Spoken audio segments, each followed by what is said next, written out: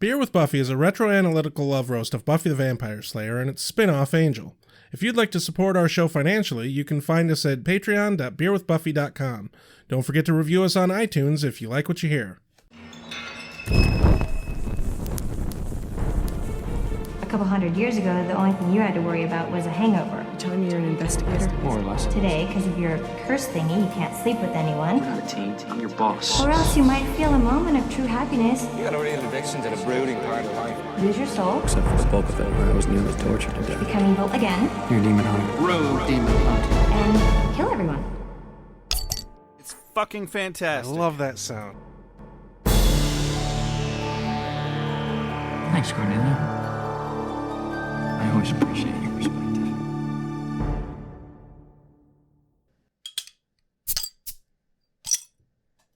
Good evening, boys and girls. Opening ginger beer with a bottle opener. Yeah. Doesn't get classier than this, fellas. Ladies. Indeed. People. Yeah, I could open it, because it is a twist top. I could just use my hand. But why? But I paid like $20 for this fucking bottle opener. I'm gonna use it. Mine was free. I don't even remember why I got it, but Well, when you rob everybody like a klepto, I don't rob anybody that anyone knows of. except for the people that you steal from. No, I think I got it from the Lodge Cast Iron Company. I ordered something from them once, and then, like, I got the thing within a few days after I ordered it, and then, like, a week later, they sent me this, and they're like, "We're sorry, we fucked up your order." And I'm like, "You didn't, but yay!" All right, somebody quickly get a hold of whatever that company was that he just mentioned and tell them so that Rex can get his just desserts comeuppance. Anyway. I'm getting what I deserve. I'm reaping what I sow. Anyway. The goddamn pen is blue. Anyway, I'm Rex. I'm Josh. And this is AwA with Angel. Today we are reviewing Season 1, Episode 14, I've Got You Under My Skin. Otherwise known as The Exorcist Light. Yes. Also known as one of my favorite Sinatra songs. Oh, yeah. Yeah. You know, I got that song stuck in my head about halfway through this episode, and I was like, I don't know why. Why is this in my head? Is that's actually a thing? What are you doing, brain? Stop connecting dots against my will. The same thing we do every night, Pinky. Listening to Sinatra and watching Angel.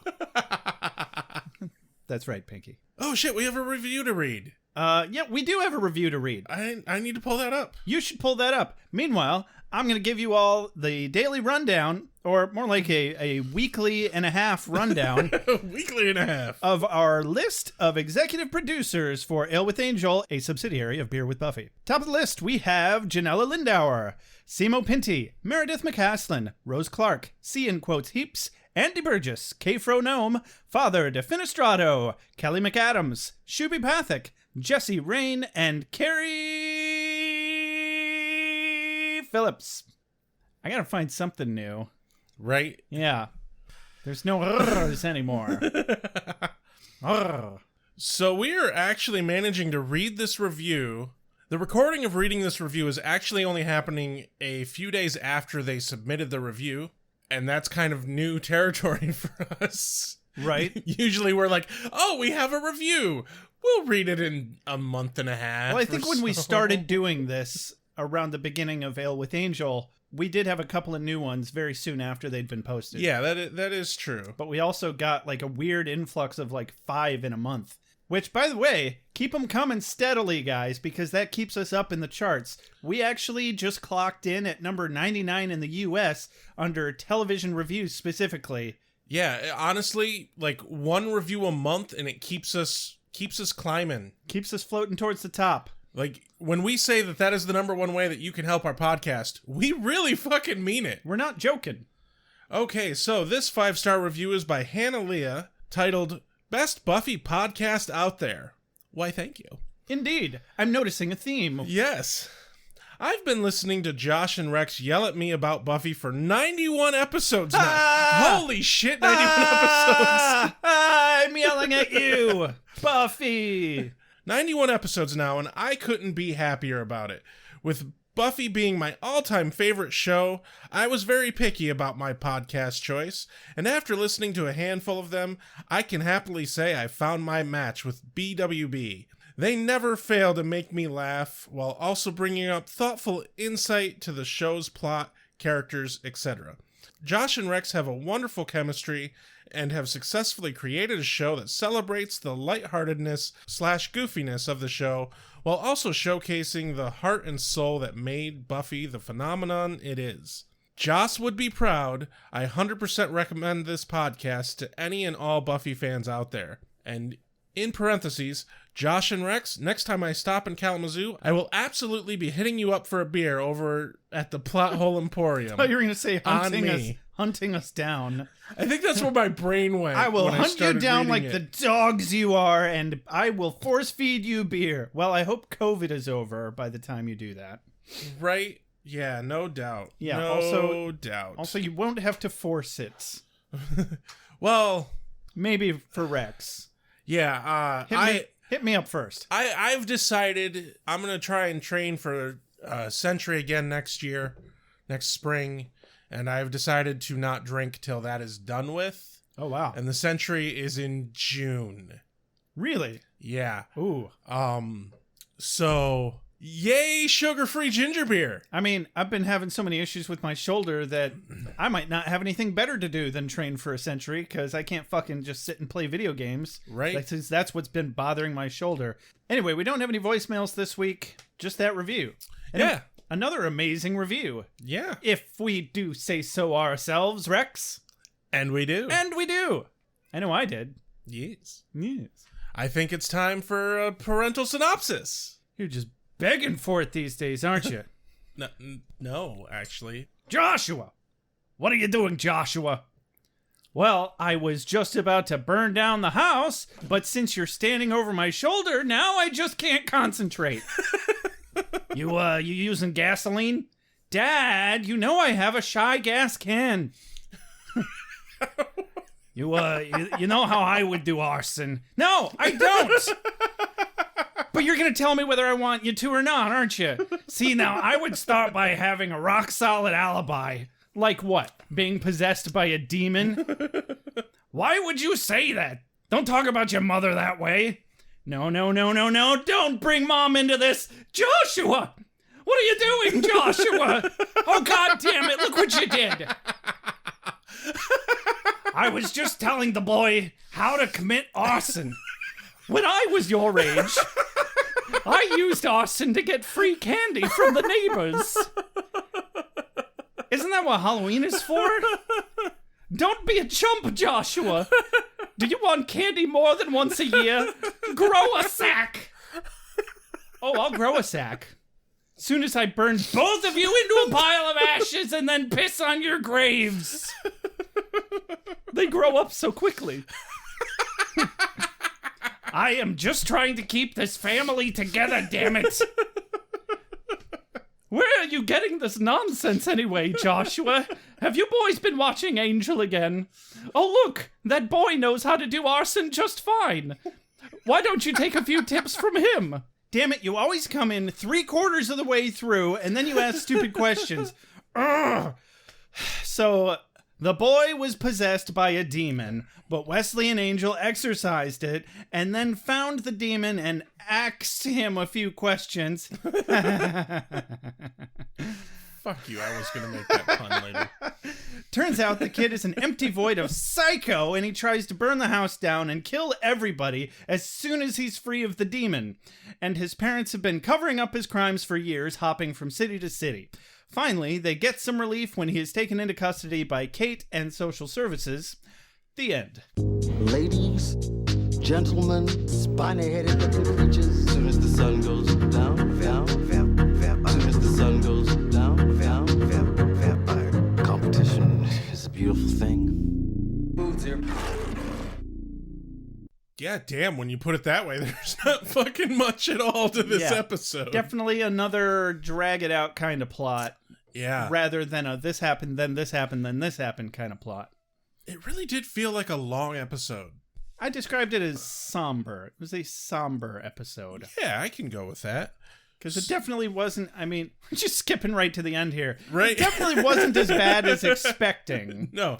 Okay, anyway, we open on Angel's apartment. Cold open. Where Wesley is showing off his new fancy, not new at all, old-ass ancient knife. Doesn't matter if it's new or old, it is a big-ass knife that Crocodile Dundee would be fucking proud of. That's not a knife. This is a knife. That's not a knife, that's a spoon. Oh, you're right. I'll cut your heart out with a spoon. I see you've played knifey spoony before. And something about hearts. Yes. Yeah. Insert heart joke here. That joke had no heart, Rex. Fuck you. Anyway, it's a fancy knife that has this special symbol on it that allows one to kill the unkillable Kek demons. Yes, I believe the long form of that is Kekfadlorem. Kekfadlorem? Yep. Where'd you get that? Did they say that? They said that. I completely And then missed they that. shortened it to Kek from there on out. Ah. Because that's a mouthful. But, lo and behold, this knife, which is just made for killing them Kek demons, Yep. is no use to anybody. It's a toothpick for when you get yourself a big old mouthful of Kekfadlorem. Yeah. Kekfadlorem. What's that? I think you've got some Kekfadlorem in your teeth. No, Angel, much to Wesley's sadness, informs him that all the Kek demons are extinct. Yep. No more. Can't even go to the fucking grocery store and get them anymore. They're all sold out. Can't even make your own. No. You can't even grow your own. Like, we're gonna have to check the fucking amber on the trees to see if we can get some dino DNA to make some more Kekfadlorem. Okay, anyway. Cordy made brownies. Yeah, speaking of terrible jokes, Cordy made brownies. Oh, yeah. Because they're I apparently... mean, they looked good.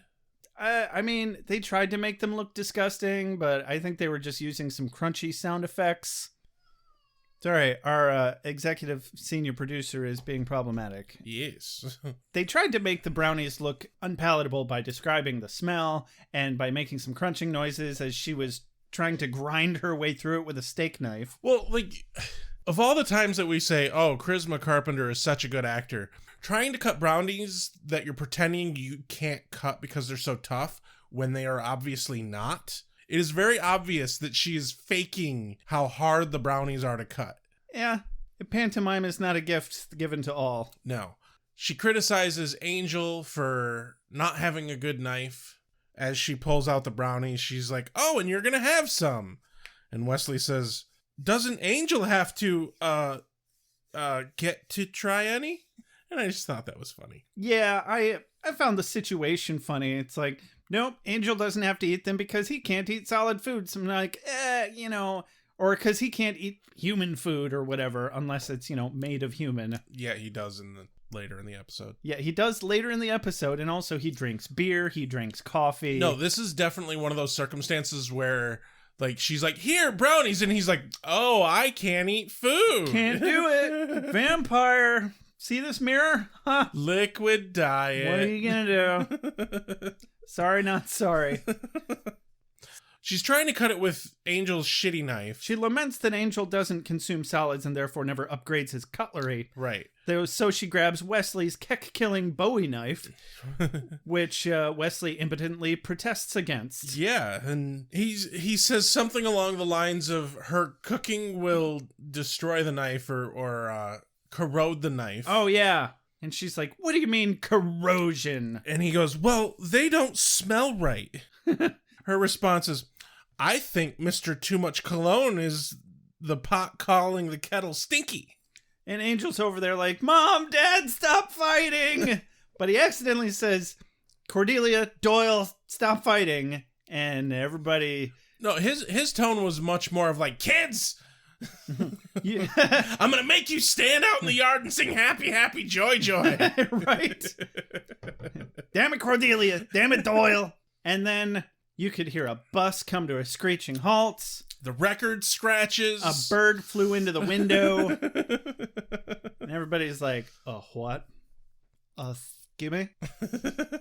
Excuse me, who, what? He's like, Wesley. I meant Wesley. Yeah. Sure. Big awkward moment. Exit stage left. Oopsie doodle. Play me off, Sam.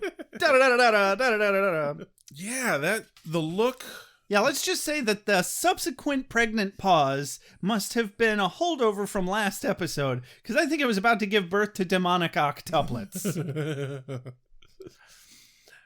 The very subtle facial acting that David Boreanaz did when he realizes that he said the wrong name. Yeah. Just fucking perfect. It's actually a really sad moment. Yeah. It's that moment when Grandma accidentally sets the table for 4 instead of 3. The awkward pause after the slip up is the thing that makes the slip up believable. Yeah. You can always change words and just be like, oh, I made a mistake. But like, it doesn't feel like a slip up unless the characters react exactly right. Yeah. And they nailed it. Oh yeah, they all fucking nailed it. Nailed it. But it gets the job done. Leaves everybody. It diffuses the situation, but it also kind of leaves everybody feeling super depressed and broody. But the man's just doing what he does best. Yeah, I mean, you can't spend hundreds of years perfecting such great, astounding brooding power Without using it. Yeah, The man's got talent. And he doesn't even have to try anymore. Right. It just flows out of him. It just happens. Anyway, yeah, cut to some random house. Got some kids arguing over some dinosaur cards or whatever they were. I don't fucking know. Some sort of, I don't know if it was a game or a toy or what. But Mom comes in and she's like, shut your stupid faces, you little parasitic tiny clowns. That is not what she said, but I like it. That's exactly what she said. Look it up. I watched the episode 2. Uh-huh. That is not what she said. Psh, okay. I'll take your word for it. So she sends him to bed, to which they protest. And then Scary Daddy walks in. Yeah, and padlocks them in their room. Well, and they shut up real quick as soon as he walked in. He's like, no, Right. You're going to bed. And they were like, Yeah. Okay. And then, yeah, he padlocks them into their room. Now, I thought he just padlocked the girls' room. We see him padlock the girls' room, but it shows the boys' room is already padlocked. Okay. Like when the mom is like, do we have to? Right. It shows over his shoulder that the boys' room is already padlocked. I didn't notice that. And then he padlocks the girls' room. That helps. Okay. Cool. And then the opening credits. Don't you fucking dare. Stop reminding me. I will start throwing shit at you. I don't have anything to throw. Throw your cat at me. He's over there. Throw your biting wit. Have we been listening to the same podcast? Because I don't think I have biting wit.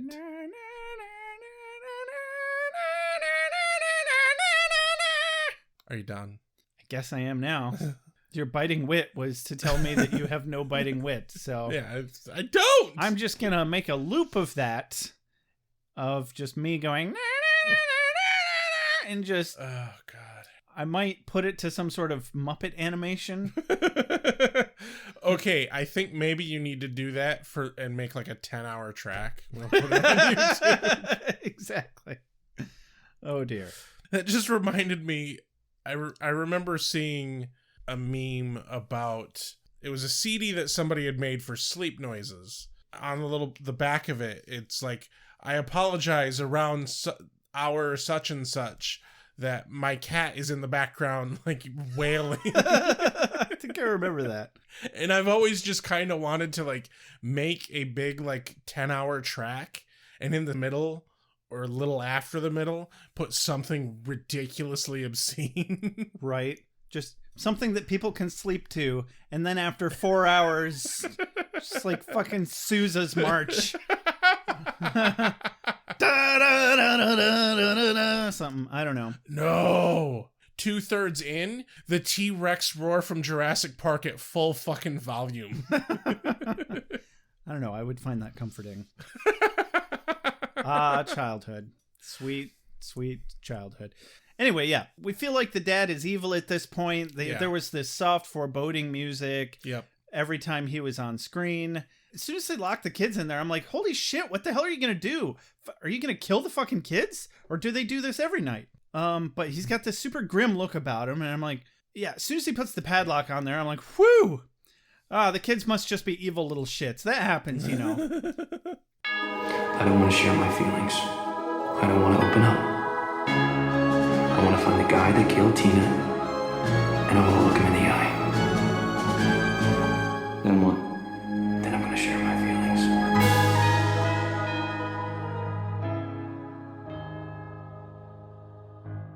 After the opening credits, we go to the office, Yeah, Angel's office.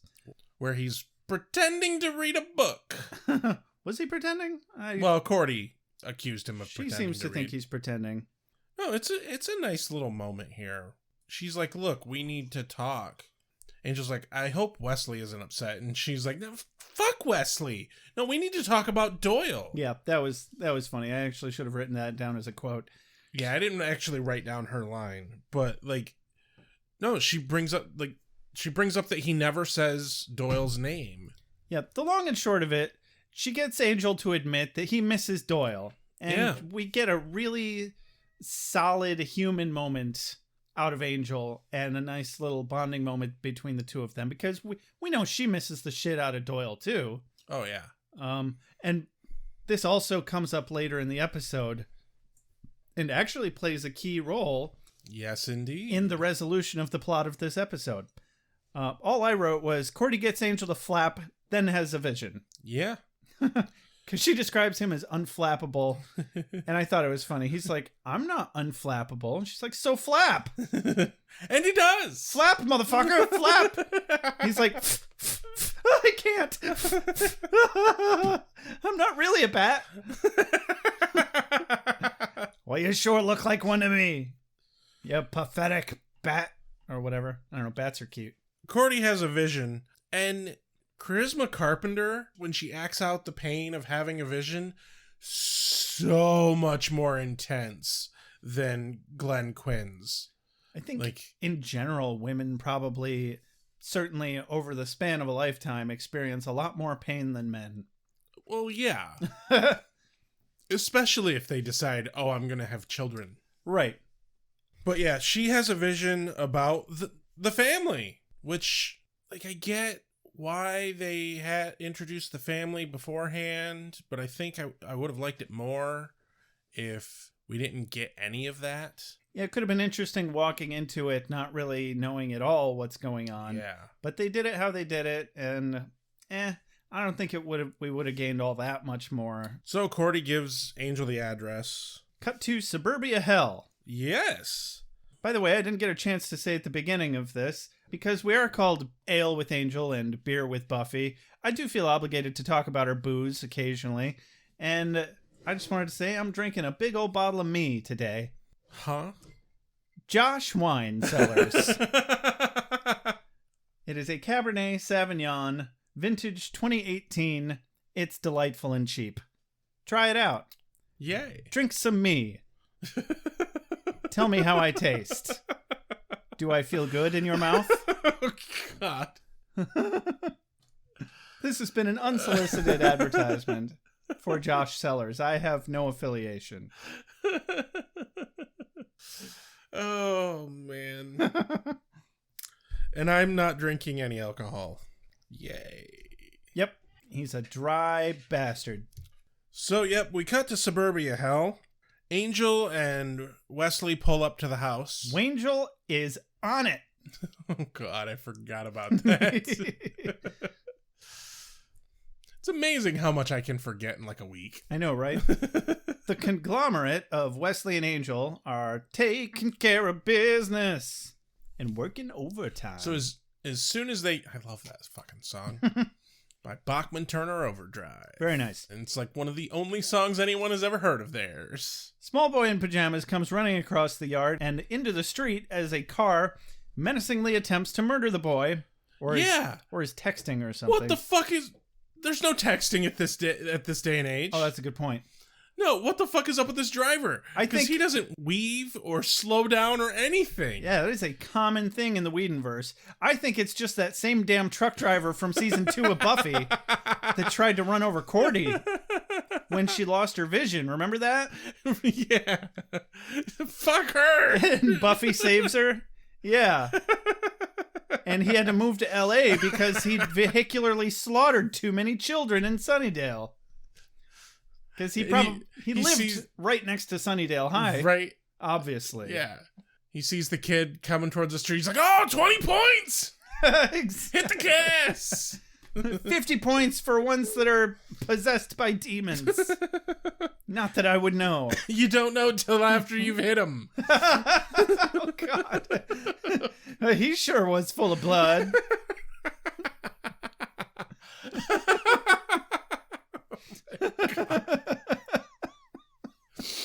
You know, it's probably good I'm an atheist because if I believed in hell, I'd be worried for myself. Oh, right. Yeah. It's either there or it's not. And if it is, we're going there. Yep. Hey, at least I know I've earned it. Unlike anything else in your life. Yeah, pretty much. No, so the kid's walking towards the street. Angel decides he's going to be a hero. Big surprise. Weird. Tackles the kid, takes a good hit on the shoulder, and he's bleeding. And I don't even want to get into the fucking continuity of like, why is he bleeding? Right. Yeah, because he has no heartbeat. Well, I mean, he clearly has blood in his system. He has to eat or drink blood, whatever. I guess, yeah. But it wouldn't be gushing from his shoulder if he scrapes it because he doesn't have a heartbeat. Oh, so it would ooze though. Yeah. The kid's like, you're bleeding. Are you going to cry? And Angel actually kind of plays off well. He's really good with kids. Turns out he's pretty good with kids, yeah. Like, how? Yeah, because I don't think he really needed to think about it, but he pretends to think about it for a second. Well, he says no, and then he looks unsure about his answer. And then he looks at his shoulder, and then he thinks about it, and he's like, no, I don't think I am. And the kid finds this entertaining. I felt like this kid was living his thug life. He was like, you gonna cry? You gonna squirt some? Do you always tackle small boys? I was like, damn, this kid knew like exactly what he was going to ask before it even happened. Yeah. He was planning on this. Ryan's dad. Yeah. Kid's name is Ryan. Dad's name is Seth. I just call him Scary Dad most of the time. Yeah. Seth comes running up, super angry. Ryan, what the fuck are you doing outside the house? Yeah. Angel's had like a solid 5 minutes to just lay there on the side of the road with the kid and chat. And Scary Dad comes running outside all panicked and he's like, yeah, what are you doing? You know better than blah, blah, blah, blah, blah. And then Mom's right behind him. Like, oh my God, what is going on out here? And he seems to know exactly what happened without Angel saying a thing. Right, like there was a long enough gap between when the car happened and they're laying on the ground. There's no way that he came running out the moment it happened. Exactly. Like he wasn't watching. So like when he came out of the house, he just saw his kid laying in the grass with some dude. Like, exactly. Did like, he have to, like, get dressed so that he wasn't running out there with his wing-dang doodle hanging out? Right? And if that's the case, like, I think I wouldn't care if my kid, like, was in a life-threatening circumstance. I think I would fucking, like, grab a towel at best. Right? Yeah, I mean, I've seen Pet Sematary. That scene would have been very different if his schlong had been going back and forth while he was running after the kid. Or maybe we just need to normalize that. I will never, ever be able to watch that movie the same way again. But then the question is, why was he naked and staring out the window? Because he had to have been staring out the window at the exact moment that happened to know that he almost got hit by a damn car. Yep. What was he doing? I think he stood back. I think this is really what happened. He was like, oh shit, somebody saved him. Fuck. What are we gonna do, Paige? I don't know. All right, quick, think. All right, it's been too long. We gotta go act panicked. I think that's what's going on here. Squirt some tears! Quick, look concerned. No, so the dad's pretty pissy, and the mom is like, "You've saved our boy. You're a hero. Who we Come inside." Didn't want to die at all. Everything's fine. Exactly. We're a perfectly functional household. So they get the kid inside. First, the mom notices that Angel's shoulder is messed up and invites him in to get fixed up. Took her a minute. I think she felt socially obligated more so than driven by a moral imperative. Right. And the dad still seems slightly shifty here, but oh yeah, it's more like he knows too much and ain't none too happy about it. Then I'm not getting an evil vibe so much as he's worried and something is fucking wrong vibe. Yeah, the actor does a really good job of riding the line. He does, because they want us to think that maybe he's evil. Yeah, because he's their prime suspect. But we haven't gotten there. So yeah, they head inside. The dad is super suspicious. Yeah. As he kind of should be. Like, they're in the middle of suburbia, and this random city slicker is just laying on the front lawn with their son when they come out in the middle of the night. I was like, what the fuck is going on? I see no cars anywhere. What are you talking about? Right? Well, his car was across the street, though, wasn't it? But Wesley was sitting in it. Yeah. It's like, and there's another dude sitting in that car. What are you guys doing? Just running around, saving little kids. So, there's still a place in this world for traditional research. Even a solitary soldier such as myself recognizes that a free exchange of intelligence benefits the common struggle.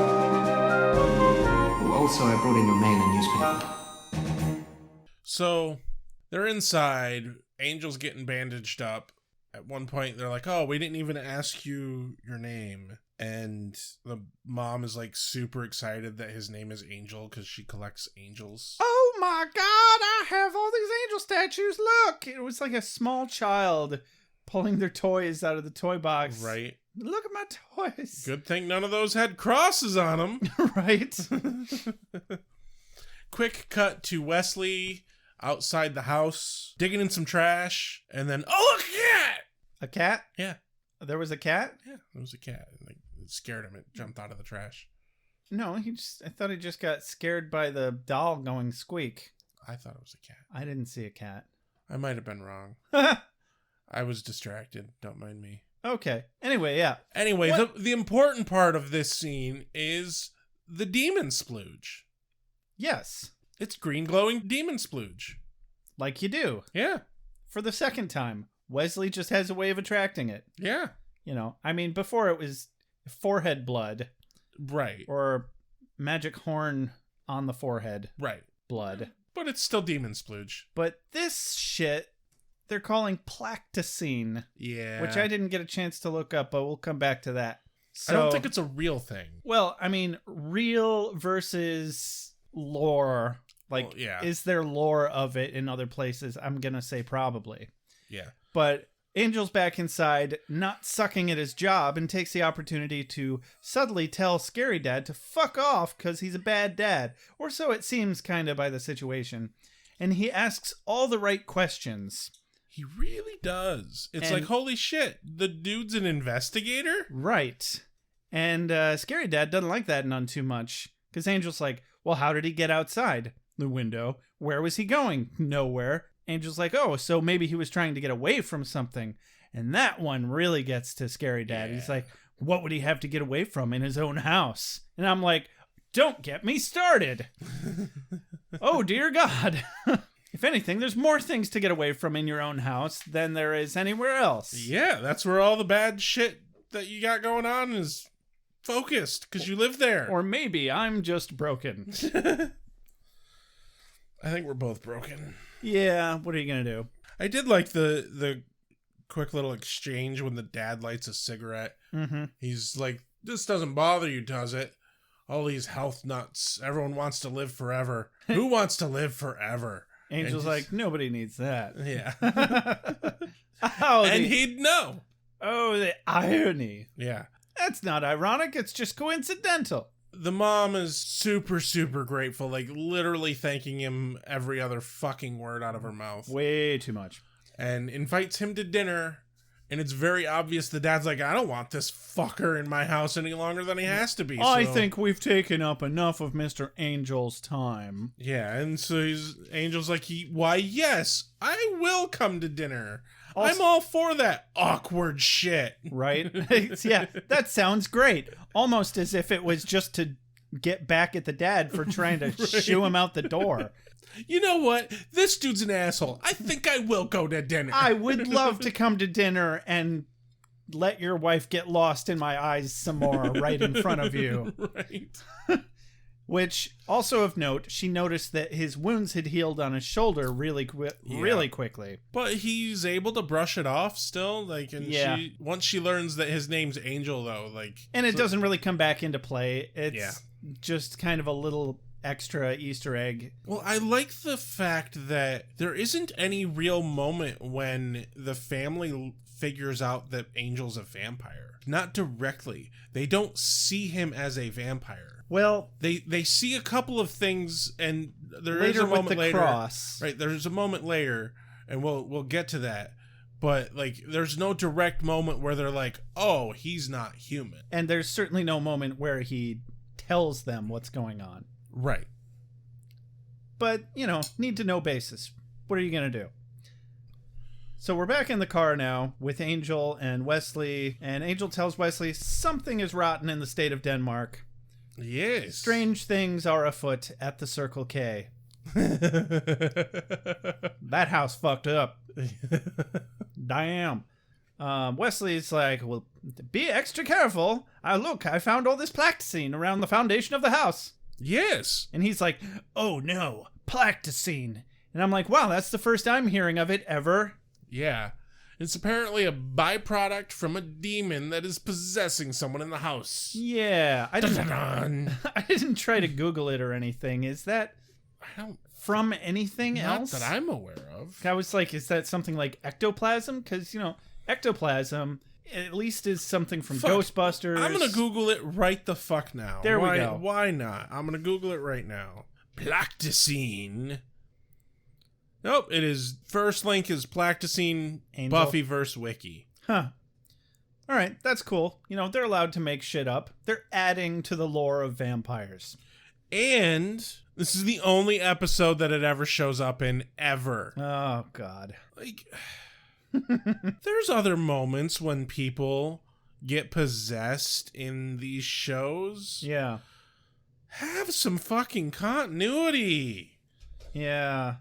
There is some like sulfurous type of shit that shows up when this certain demon is around in Supernatural, but I guarantee you they absolutely never called it plasticine. Right. I think it's just because we've been so spoiled by modern TV. Yeah. Because modern TV is all about world building. Yeah. Late 90s, early 2000s, that TV era was things came up and it was only ever there for one episode and they never felt a need to build on things. Yeah, they weren't keeping a damn wiki page over it just yet. So we got this small vial full of yellowish glowing goo, meaning that someone in the house is definitely possessed by a demon. Yep. I need an old priest and a young priest. As they drive away, we see the little girl looking out the window, looking slightly menacing. Yes. Oh my. There's a lot of menacing coming from everyone. Everyone in this family. Back to Angel Investigations, where Cordy is looking up information about the family, and come to find out they've moved from Baton Rouge to Miami to Akron and LA, all within 3 years. Yikes. And later we find out also Ohio. Yeah. But their story checks out about all the places they've been, and they're being followed by some weird shit happening, like animal deaths, a friend of the family going missing, who's still missing. Yeah. Angel is like, oh, let me guess, they have a black cloud following them around. And Cordy's response is like it was fitted with chin straps. And I just really liked that phrase. Oh, I didn't stop to think about that, but like now it paints an image. Yeah. Right? And it's a really good image. I immediately just thought of like a bike helmet. I was like, what the hell is that supposed to be? Oh, like a fluffy cloud. Hello, a cloud with chin straps. Yeah. That's funny. I love the image. We get a nice little tidbit of backstory here from Wesley. Is that the thing about Lizzie Borden? No, well, he's talking about the Ethros demon and all that, but Angel says something along the lines of like, yeah, the dad looked pretty menacing and suspicious. And Wesley says, I quote, "A father doesn't have to be possessed by a demon to terrorize his children. He just has to," and then changes the fucking subject. And yeah, so it definitely hints as to Wesley having endured some abuse. Yeah. Which comes up a little later in the episode. And this is officially the first episode that we have gotten any kind of background on Wesley as a character, period. Yeah, you're kind because of right. we didn't get shit about him outside of his Watcher duties in Buffy. Yeah. That like never found out why he's a Watcher, what's his motivation. He's just this two-dimensional, I'm here to be a pain in your ass. Yeah. And also a twit. This is the moment where it's like, okay, they are going to make a really good, solid effort of bringing him in and making a real go of him as a character. Yeah, but it felt very rushed that they brought him onto the show and killed off Doyle, so it's going to take a minute to really get into it.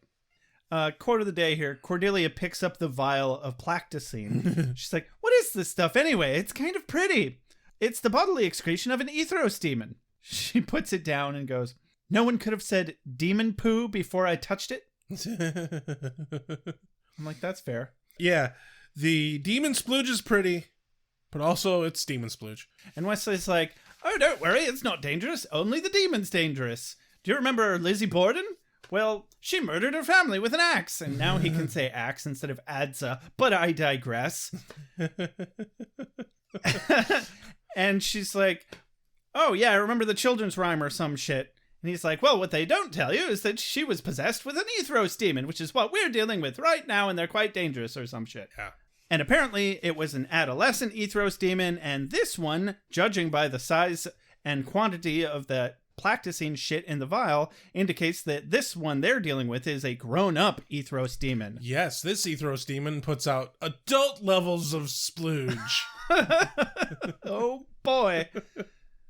Cordy's like, so what are we gonna do? Angel's like, evict him. Wes is like, an exorcism. And I'm like, well, fucking duh. Don't even act like that's an epiphany you're just having, right. Wesley. That had to have been the first fucking thing you thought of the second you saw that Placticine shit around the foundation of the house. It's like, possession? We must do an exorcism. A demon? What will we do? La-di-da-di-da-di-da. And make it through an entire drive home, wait for Cordy to do her research, and then wait for Angel to everyman that shit within we're gonna evict him. Aha! We shall do an exorcism! Yeah, the Watcher just now realized perhaps we should exorcise the demon. That's what you do with demons. Yeah. So I'm not buying it. That's all I had to say about that. But yeah, they need to figure out which person has the demon in them, which one's full of that demon, and they're gonna do it by getting him to ingest Eucalyptus. Eucalyptus, am I fucking saying that right? I wrote it down. It looks like Silas Eucalyptus. Yeah, it's powder. It's a fucking powder. Some sort of shit that's probably just as made up as Placticine. It is, and again, it only shows up in this episode. I just looked it up. Excellent. So, yeah, the question remains, who are they going to exercise? I say they should just play a big old game of musical chairs. Eeny, meeny, miny, fuck it. They come up with a really good plan. How are they going to get the demon to eat the fucking powder? They're going to put it in Cordy's brownies. We've got these demon-flavored brownies laying around. Why not? turns out they don't look like they were that bad. Right? A person needs certain designer things. You shouldn't be trying to eat my friend's brains. Hey, you're a vampire. Cut back to suburbia hell. Yeah, we're brownies. Yeah, how am I gonna get them to eat that eucalyptus stuff? Gee, you just happen to conveniently have been invited to dinner tonight. And said you'd bring something. How about that? Again, how are you just now thinking of this? Yay for writer plot convenience. Exactly. So he's like, I made brownies. They're special brownies. Don't give them to the children. Oh my Actually do. God. Dude, this fucking dinner. Like, we only see the very tail end of this dinner, but it is so awkward. It was painfully awkward. Oh, God. My God. Well, can you imagine just going into some random family's house and eating dinner with them? Right. As a full-grown man? Like, this is a married couple that's been together at least a decade with kids. Yeah. And it's just, you are encroaching on their territory, but they feel obligated to be nice to you. Like, no one knows who you are. That is... Like, he doesn't have anything fun to talk about. They don't know what to ask him. He's not like, oh, I just live a couple doors down. I work at the factory, blah, blah, blah. Hey, neighbor, welcome to the neighbor. No, it's nothing remotely like that. He's just like, I live in LA. Yeah. I'm a weird dude. I'm a who's city very slicker. pale. Yeah. Wears all black and tackles your children. It's for their own good. I promise, but I am very interested in your wife's fascination with angels. Yes. Very interested, sir. There's a moment here, and when this happens, it's the one moment where I'm like, nope, the dad's not the evil guy. We keep getting these little hints that he's like abusive or something. Right. But right when they're clearing up the table and the mom's like, oh, we can have your brownies now. I will go get them. She grabs a couple of plates, hers and her son's. Mm-hmm. And then the dad, I don't remember what he said, but he said, I'll go get the coffee. And then he grabs up Angel's plate and his daughter's plate. And that is the moment when I'm like, nope, he's not the asshole. Because an abusive asshole father wouldn't have fucking cleaned up a plate. He would have made one of the kids do it. Right. That is a nice little under the surface thing that I wonder if they did that on purpose. I thought you were going to say, he won me over with the coffee. He's going to get me coffee. I mean, yeah. I like coffee. He can't be evil. Here, boy. Yes, that's a Rex joke. Yeah, I get it. It's just not funny. No, it really wasn't a Rex joke. Yeah, sometimes I like pretending that people are dogs the same way that I like pretending to be a cat sometimes. It's entertaining. Yeah, you're not wrong. So the dad leaves the room to go get coffee. Angel gets the kids to laugh. And then it's brownie time. Brownie, brownie, brownie time, brownie, brownie, brownie time, brownie time, brownie time. So I couldn't figure out how these guys weren't fucking divorced, because when they asked Angel how was his food, and he was like, oh, it was pretty good. And the dad's like, the roast was dry.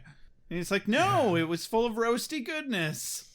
That really felt like a Xander line to me. Right?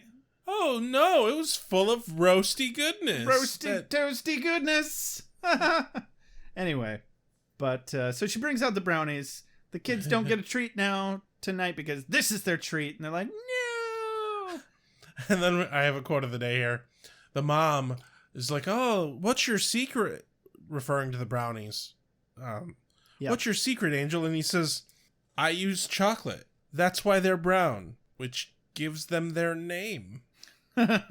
Brownies. Fun fact, that's why they're called brownies. Like, he's so fucking good with the kids, but then the moment the parents are in the room, he's like, oh my god, people! Adults. Ugh, it's like Drop Dead Fred. You know, that happens when you're an immortal. You can only deal with children anymore. Oh, yeah. I can see that happening.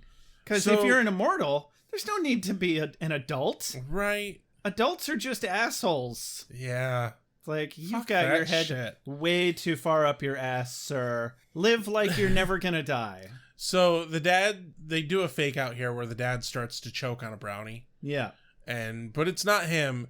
No, immediately when he starts to choke, the daughter screams and the fucking camera moves over to the son. And Jesus fucking Christ. And we see why the dad is choking. Like the face, the effect that they did with like, holy shit. That's freaky as hell. It looked like an adult half of an old man's face sticking out of his jaw. Oh, dude, it actually made me think of the moment in Ghostbusters 2 when the baby is being possessed by the Vigo, the destroyer. Yeah.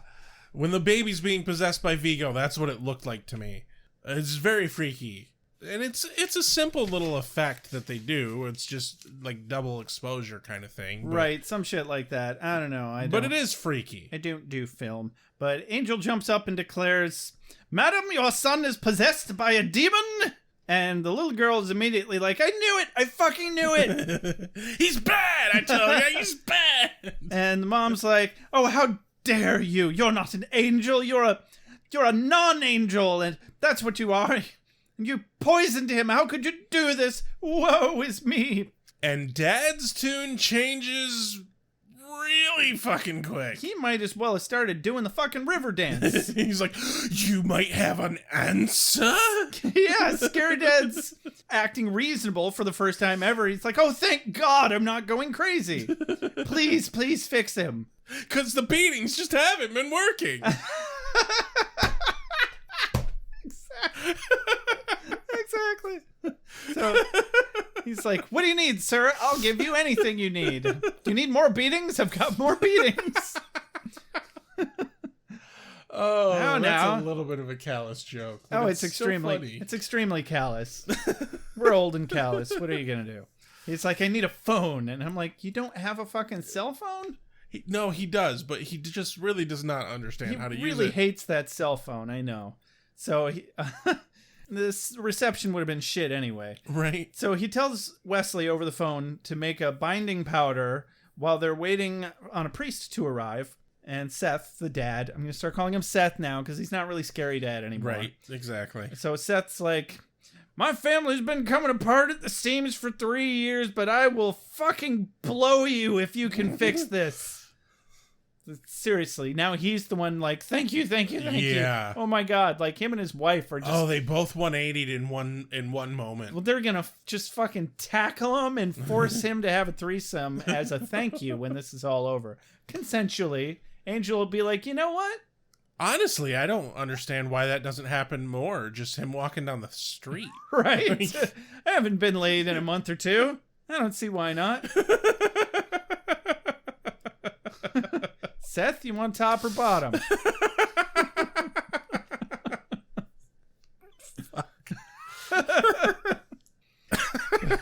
So Angel's like, "Lucky for you, I accept Fellatio Express as payment.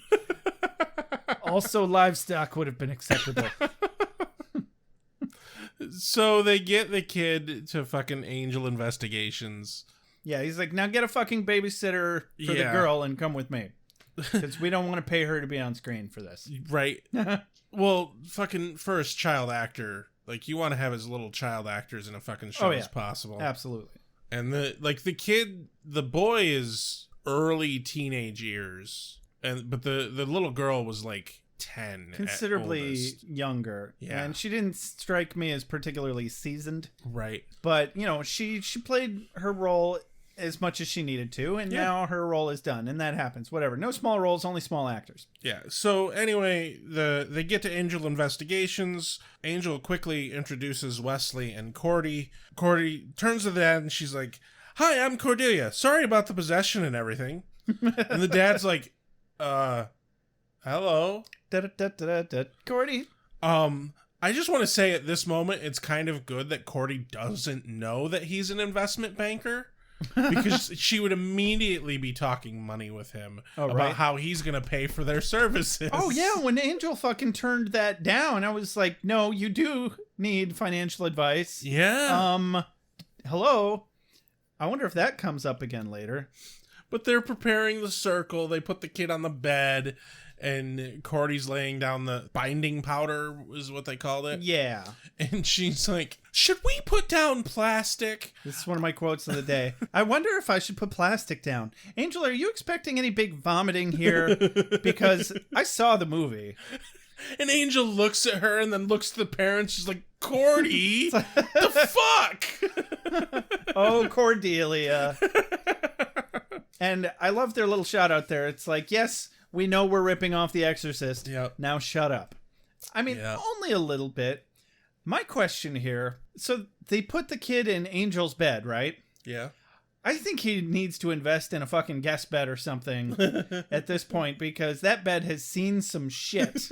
Right. Cordy's been pregnant. Yeah. A day of Buffy that doesn't exist, and her and Angel having some nasty sex up in there. Like, yeah, they tore that room apart with that. Yeah. And now a fucking demon boy. Like, what else has this bed seen? That they need to make this bed the guest bed. Angel just needs a new bed. Yeah. Yeah. No. So Angel is really trying to like hammer in how serious the situation is, and is telling the parents, you cannot cross this line no matter what the kid says. He'll try to trick you, and then you'll cross the line and he'll kill you. Yeah. But Mom's in super denial here. And Angel's like, snap out of it, biatch. Look at your son's fucking face. Do you see how demony he is? And it's like, no, seriously, though. She's like, oh, my sweet, sweet boy. And I'm like, he looks like he's 82. Right? Look how scarred and disgusting his face is. Obviously, the Exorcist film exists in this world. They haven't seen it. Clearly. Like, this is obvious. Like, holy shit, the exorcism is real. Like, I've never seen it, but I know it exists, and I have a very good idea what it's about and what goes down. I saw it once when I was way too young to see it. Dude, I just listened to a podcast where they talk about ghosts all the time, and they were like, do not lightly take up seeing The Exorcist. It may be from the 70s, but that movie's fucking cursed. And if you're faint of heart, it will break you. Oh, it's intense, dude. Yeah. And I saw it way too far. I don't think I'm ever going to watch it. But yeah, the closing line in this is from Cordy. Just like, geez, we got it. Circle, angry, kill, kill, kill. Go to church already. Exactly. Get thee to a nunnery. Get thee to a nunnery. Exactly. I like it, and so they do. Well, I think that's a Shakespeare line from something. Fuck if I know. I don't know shit about Shakespeare. You're the one who's acted in a bunch of Shakespeare shit. Get thee to a nunnery, farewell, or if thou wilt need marry, marry a fool, for wise men know well enough what monsters you make of them. To a nunnery go, and quickly too. Hamlet, Act 3, Scene 1. Yeah, I've never heard that before. I don't actually know anything about most Shakespeare. I'm aware. Now you know. So they tell them not to break the circle. Don't listen to the kid. He's going to try to get you to play fucking Scrabble with him, and that's how they get you. You play one game and bam, they murder you right there. You got to let them win. They're like Wookiees. Only scarier. Yeah. So, although Wookiee would be terrifying if real. They would. And wanted to rip my arms off. Yeah. Anyway, parents are worried. Cordy tells Wangel to fuck off already. Yep. I don't see Angel putting on tights. Oh, now I do, and it's really disturbing. Protecting young women such as yourself? Oh, yeah, there's been 4. And 3 of them are very much alive. Cut to the church. Yep, where Angel looks mighty uncomfortable. Yeah, he bursts into flames immediately, and that's the end of the episode. That's the end of the show, really. I mean, he could come back as a ghost. No, because he's already dead, and, like... Spike comes back as a ghost. Kind of. But I think that was due to the necklace. The amulet thing. Yeah, I don't remember exactly. Anyway, whatever. No, we'll get there eventually. He doesn't burst into flames. No, they walk in, and they see a nun, and they're like, hey, nun! They totally just call her Nun. Right? Hey, Nun, we're looking for Father Fredericks. Is that offensive when we say, hey, Nun? She's like, I take none offense. Oh my God. 2 puns and they were from you? What the fuck is going on? Which I imagine is a lot. Nuns get offended very easily, it seems like. Yeah, they really do. I've met a nun once. So this nun can spot a vampire 8 fucking light years away. Right. Swarthy old bat. But she regretfully informs them that the priest is fucking dead. Oh, he's right out back. And they're like, oh, thank you. We'll be on our way. Last grave on the left. Oh, shit. You kind of get the impression that she had just been waiting to tell it that way to somebody. She had that one locked and loaded. Absolutely. Either that or she makes that joke every day. Right. You got to keep yourself amused somehow. It's like, are you working hard or hardly working? Hell! Jesus Christ. Oh, if that doesn't scan, it's free, right? I worked in a grocery store. You got that one all the time. Oh, yeah. No, it took me a second. I was trying to think of there's a joke about Jesus Christ catching a... Did you hear about the fish that Jesus Christ caught? It was this big. Ooh. Here's one that you'll greatly appreciate. I forget his name, but Pete Buttigieg's husband, Buttigieg, the candidate. Yeah. His husband tweeted that anytime he asks Pete to get him something from the kitchen, Pete gives him kind of this blank look and says, "You're not in my section," and then walks off. I don't get it. You're not in my section, wait staff. Okay, that's kind of funny. I thought it was quite clever. Anyway, this place has been without a priest for like 6 months now. He was killed during another exorcism. Well, fuck. Specifically, an exorcism with another Ethros demon. Yeah. But we don't understand why he's dead at this point. We just know the exorcism killed him, and they haven't found a new priest. But she offers her thoughts and prayers because Ethros demons are smart and dangerous, but she's otherwise completely fucking useless here. Yeah. Just like the Catholic Church. Thanks a whole bunch. Thanks so much, guys. I wasn't going to say it. But yeah. Back to the apartment where Ryan is trying to get his mom to break the circle, and he's just being a whiny little fuck about it. Right? Mammy! Boo-hoo! It sounds like you don't have direct line of sight. What are you, Edgar? What are you? Our senior executive producer? Christ. No, and the mom is like legitimately having issues with like her son is upset in the other room and she can't comfort him, and like that's totally a legitimate problem. Like, I don't know shit about being a parent, but I do know something about being a cat owner, and like when my cat's upset, it like really digs into me, and I can only imagine that it's 10 times worse when it's your fucking child. I guess, but I was like, good God, he's literally right over there. And have you seen his face? Right. But Paige has absolutely zero constitution for this shit. And I'm like, okay, it's her son. He's whining. Yeah. But you know that he's been possessed for 3 fucking years now. And she's like, can't we just go back to the way it was? And I'm like, what? Raising a demon and letting her son be its bitch? And more importantly, having to padlock your child in his bedroom at night and have, like, it's obvious they have the fucking burglar bars on his windows because they're afraid him getting out. Yeah, and move every time he lights a building on fire. That sounds awful. Yeah, let's go back to that. So it's some serious denial going on here. Yeah. And wait it out for 5 minutes. It's been like 15, 20 minutes for them to get to the church. Yeah. That's it. Get a couple good lines here. Her line is just the lead up. She says, "I'm not going to him, okay? I'm playing by the stupid rules." Cordy responds, "Good. We can watch TV or play cards. You'll get caught up and you won't even hear your son's pain." It was glorious. This was one of those moments that I laughed out loud, and you're like, what time stamp are you at? Okay. Yeah. It's so very much just Cordy's classic tact is just saying not true things or something like that.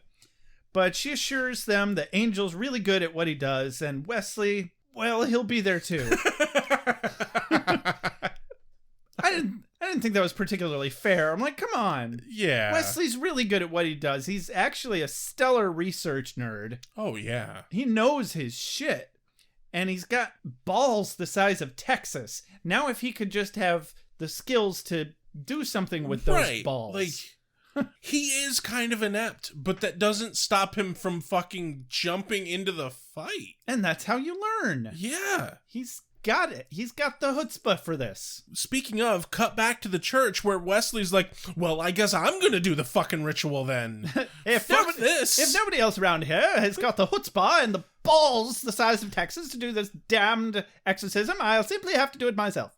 Angel's like, you've never done this before. Look, it takes tremendous strength. Mental strength. Wesley says, resistance to suggestion. Yes, I understand that.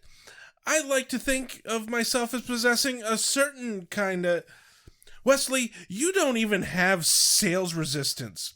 How many Thigh Masters do you own? The second one was a free gift with my buns of steel.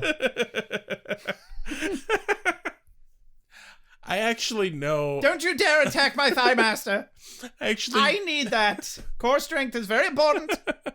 I actually have a friend who is the most sellable person I've ever met in my life, and you can sell this fucker anything.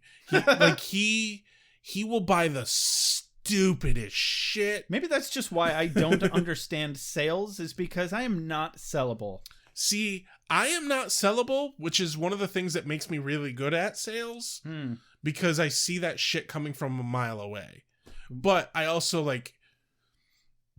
I'm a bad liar, so if I don't believe in what I'm selling, I can't sell it. Ditto.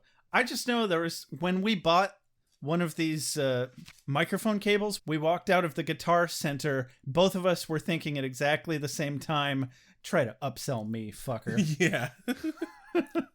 Well, I mean, first off, when I walk into a store, I'm like, I'm spending exactly this amount of money and nothing more. Yeah. And I knew exactly what cable we needed. And he was like, well, this one's going to fall apart if you use it a lot. And we were like, give me the cheap one, asshole. Yeah. It's like, we're not fucking roadies, for fuck's sake. Exactly. We're sitting at my dining room table recording a fucking podcast. Exactly. So, at the end of the scene, Angel's like, you just can't do it. And Wesley goes, so our only other option is you do it. And he just over his shoulder tosses Angel across. And Angel catches it, and it of course burns him. Mm-hmm. And Angel's like, well, that was vulgar. Wesley responds, and this is the true quote of the day of the whole exchange. But I believe I made my point.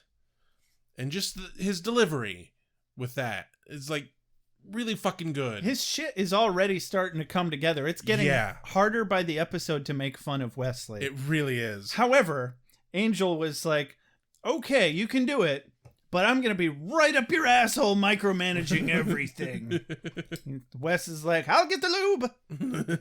No, I mean, yeah. Pretty much. He's like, yes, sir, Angel, sir. To the anus. Quick cut back to the apartment where Paige wanted to see Ryan, and they're holding her at the door. They've let her into the room, but he's holding her back so she can coo over Ryan a bit. Mistake. That's like an alcoholic being like, I just want to smell it. Yeah. Can I just go look at the alcohol through the window? How much is that vodka in the window? Vodka surprisingly ranges from nothing to $100. And it all tastes like burning. Right. Vodka is only good for making literally anything alcoholic. Yeah. It's like, oh, you like this thing? Would you like this thing if it got you drunk? Put vodka in it. There you go. So the moral of the story is, don't let your alcoholic dogs go to liquor stores just to look at the liquor. Don't do that. So, up in the office. Wait, no. So the kid's being all whiny. Oh, yeah. She's like, baby, I'm here. And now the demon takes over and he goes all growly and the kid's flailing everywhere, which of course makes Paige freak the fuck out. Right. It's absolutely playing her for all she's worth at this point. Yeah. Being a manipulative douche, feeding on her legitimate empathy, much like a corporation does in ad campaigns. Yeah. And Seth is like holding her back. He looks like he's fucking getting paid to do this, not like a concerned husband. Right. If you were looking at him much during the scene. I mean, that kind of works for the character, though. He seems pretty emotionally sapped. Yeah, he's been doing this for the dude is done. I can't scarcely blame him. Like, I'm kind of impressed that they're not divorced at this point. Like, yeah. I mean, I said that earlier. Yeah. It's nuts. So upstairs, Angel and Wesley come in and obviously this whole fucking time Wesley's been researching the process of getting rid of this thing. Yeah. And he suspects he knows how the priest died. And it turns out that when this particular kind of demon is expelled from the body, it has to jump into another body. And when it does it with such force that it kills the recipient. Yes, that they rarely survive. Angel's like, that's a problem. Thank you, Captain Obvious. Yeah. And then you hear the kids scream. They hear the cries coming from the apartment down below. They get in the elevator, and they rush slowly at approximately elevator speed down to the apartment. And then, so they get to the point where, like, you can see a majority of the elevator shaft in the fucking basement. And the moment they become visible, Seth and Cordy are like, oh, they're here. And they let go of Paige. And they're like, oh, it's all better now. Whoopsie doodle. And then, of course, Paige is like, oh, fuck you, and runs to the demon. Yeah, for fuck's sake. I thought she had a little more sense than that. But she doesn't. It sounded like some shit was really going on down there. Like, I thought some shit had really hit the fan, but it was still just Paige freaking out. Going, oh no, Ryan's in pain. No. But like, her tune changes very quickly. Yeah. So the kid's just having a tantrum. She runs to him. And of course, the second she gets there, she scuffs the powder binding line around the bed. The doors slam shut and she's holding him and staring at his hideous, gross face. And he starts to strangle her. Yep. Well, duh. You kind of fucking deserve this for your stupidity, lady. Yeah. Like, you couldn't wait another 2 seconds for Wangel to get in there and do something. For fuck's sake. Well, whenever it's Angel and Wesley together, it's just Wangel. No, like, why bother wasting... I'm just I want to express that I commend you on your commitment. I'm just trying to conserve my syllables here. All right?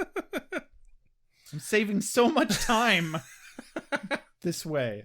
Minus the tangent about it. That's correct. Well, you know, I do one tangent instead of constantly saying Wesley and Angel. It's an overall net gain.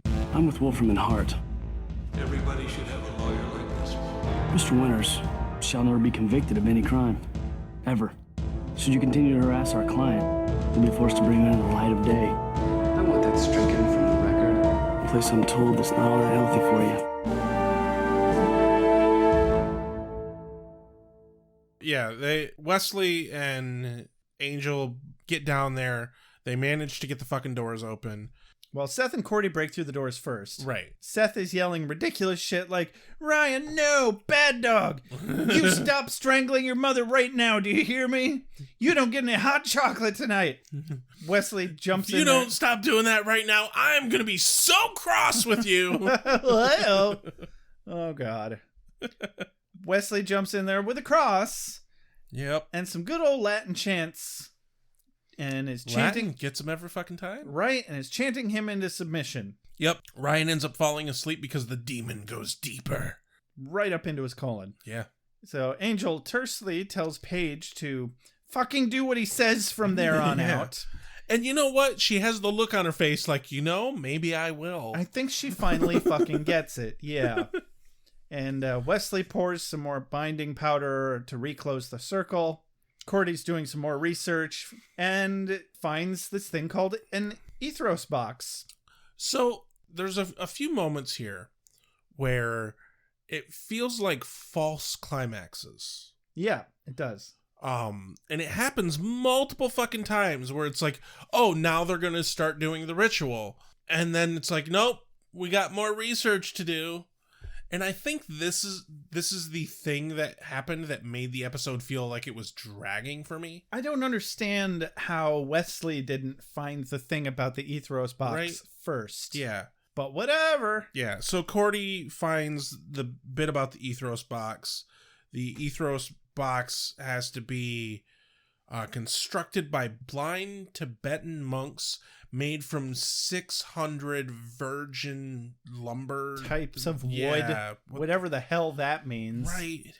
Like, I don't even know what extra virgin olive oil means. It's from an olive, that right? I do know. I don't think we have time for that today. No, oh God, no. So, also, handmade by blind Tibetan monks. Well, fucking which is it? Catholicism or fucking Buddhism? What is gonna fucking expel this demon? Why are we merging faith's technologies here? I don't get This is like Apple and Android here. They don't mix. Or Apple and PC. But, Apple doesn't mix with anything. No. I mean, an Android... Apple barely mixes with Apple. Right? Seriously, though. But my favorite little bit with this is Angel is like, oh, well, you need to go to this place. And he pulls out a fucking piece of paper for Cordy. And he's like, Melrose and Robertson, between the yogurt shop and the doggy dunk. I had to play that back a couple times. I'm like, doggy what now? I think it's like a fucking dog grooming place. That was that's what I figured it was. I was just like, those don't sound like words that you're saying. It's because it's a weird, kitschy, small business name. And Cordy's like, blind virgin monks? As if they're like just hanging out here in LA. He says, no, Rick's magic and stuff. If anybody in LA has this box, it will be Rick. I just love that this dude, Rick, named his fucking shop Rick's Magic and Stuff. It's like, we got magic and stuff. We got some junk. Category. We got some junk. We got some stuff that you might want. Hey, it's probably good for things like magic with your friends who actually know what magic is, because it's real. We promise. Fake doors! Fake doors, exactly. And I thought this was going to end up being a setup so that during the inevitably climactic and chaotic moment when it seems like they're all totally fucked and they're in the middle of this ritual, then they were setting it up so that Cordy can run in at the last second with this box and save the day. Yeah. And I thought that was where the climax was going to be. Nope. No. False starts left and right, man. Yeah. So cut back to the bedroom. Yep. Where Wesley's doing some chanting. And I love it. Fucking Ryan, the demon, just sits up and he's like, your Latin sucks. Yeah. Well, your demon voice sucks. Yeah.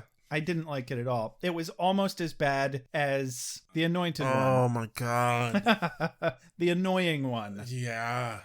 That's an episode title. Mm-hmm. Like, it was the same kind of voice augmentation, only slightly better, but still terrible. Yeah. But yeah, Ryan mocks Wesley's process, I guess, and like pulls information surface thoughts and pulls out, oh, you weren't a good watcher. Oh, your daddy never loved you. He's fucking with his head, picking on his insecurities. Yeah.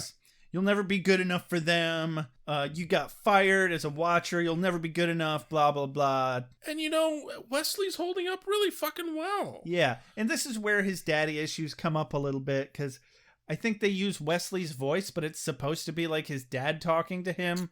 Yeah. He says something like, you spent all that time under the staircase and you still didn't even amount to anything. Under the staircase? Who is he? Fucking Harry Potter? Maybe that's just a thing in London. Oh, man, right? Maybe. Like, oh, we'll put the kid under the staircase. We've got this crawl space that counts as a bedroom, right? We don't agree in egress windows. Right.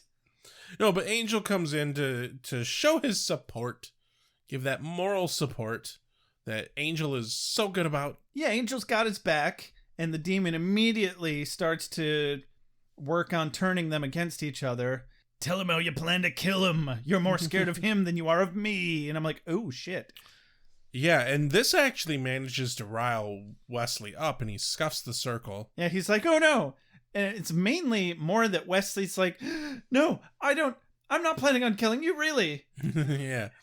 But he scuffs the circle and the fucking demon makes him stab himself in the neck with the cross. I thought he just kind of directly grabbed it and shoved it into his neck. No, fucking telepathically, man. Either way, he gets stabbed in the fucking neck with the cross. Yeah. Yeah. And it's not like a fucking one of those daggers that looks like a cross. No, it's just a fucking normal cross. Looked kind of dull. Yeah. Honestly, it looked like he should have bled out, and I don't know why he didn't have more issues with this. Right. Because Angel runs over immediately. Like, and he just stabs like midway back here, not like in the jugular, the fucking esophagus or anything, a little further back. Obviously missed the airway, missed the carotid artery in the jugular. But still, like, there's a lot of muscle in there too, and that would just hurt like a motherfucker. Yeah. Angel pulls it out. Which, really, by the way, you don't do fucking do that. Exactly, because you'll bleed out. But anyway, this scene actually this part kind of got my attention. I was like, oh shit, I bet there's actually some truth to this part about him wanting to kill Angel or planning on killing Angel in some way. And that's going to put a slight dampener on Wesley and Angel's epic slasher fic, or greatly enhance it. Oh my. And Angel's like, you want to kill me, huh? Well, I'll kill you. And with my dick. Stepping away from... No, you can't. You wouldn't. God damn it. Be gentle. Ah! Stepping away from Josh's fantasies there to Rick's magic and stuff. Yeah. Where there's magic. Where Rick's and stuff. Fantasizing about Wesley and Angel having... No, he's not. He's just selling boxes. Right. Well, fine. Step on my dreams some more. Cordy is a little bummed because they don't have the proper Ethros box. No, but they do have a Shorshak box. Yeah, and you know... I haven't had a good Shorshak box in years. Right. Now, the Shorshak box doesn't have the really, really nice mahogany finish that the Ethros box has. But it is made by mute Chinese nuns. Yeah. Mind you. Which, you know, that's the best craftsmanship. Tomato, potato. Clitoris, clitoris. I fucking knew that was coming. It's, you know... Can I just say... Beggars can't be choosers. Can I just say this little fucking interaction with Rick? I really hope Rick comes back because this stupid little scene is my favorite pointless scene that we've had yet in Angel. He's such a tit, but I like him. Yeah. Because he's a salesman and he's selling this like he's selling a nice fine pair of shoes. He's like, a wise choice. I think you're going to enjoy this item. It's a quality item. Shall I have it gift wrapped? And Cordy's just like, what the fuck? I just told you I'm using this to capture a demon. I'm not storing cookies in it. Right? Jeez. I'm not giving it to my Gammy. But it is quite the fine box, and maybe after you're done using it to catch demons, you could store cookies in it. Maybe. Back to the apartment where Paige is bandaging up Wesley's neck, and Wesley is, you know, a little down.